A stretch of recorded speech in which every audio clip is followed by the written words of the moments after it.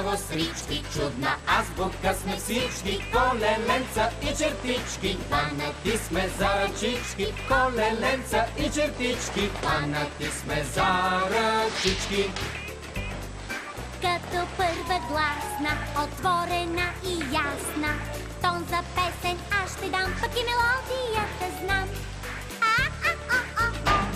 Широки гласни сме, широки казват, за това отваряме уста.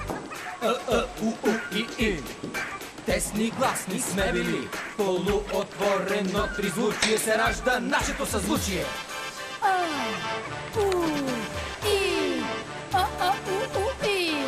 Много букви, много срички, чудна азбука сме всички, колеленца и чертички, хванати сме за ръчички, колеленца и чертички, хванати сме за ръчички. Буквички са гласни и вие сте прекрасни. Песента ни продължете, до гласните се подредете.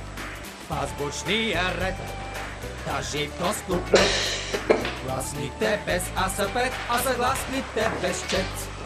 Звучни до беззвучни, Шумящи до шиптящи, ние летим, жужим.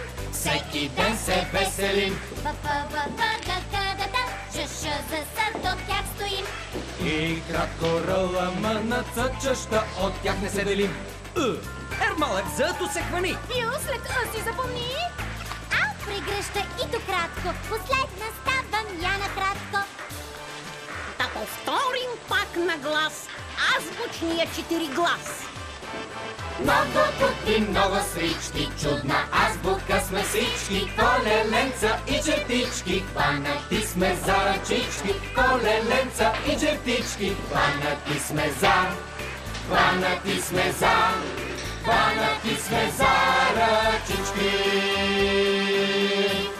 Азбуката научи и знай, зло под камък ще си трай. Нашата азбука се нарича кирилица и има 30 букви. Букви виждаме в книжка. Буквата е звук, когато слушаме или четем. Ако поставим А до друга буква, се образува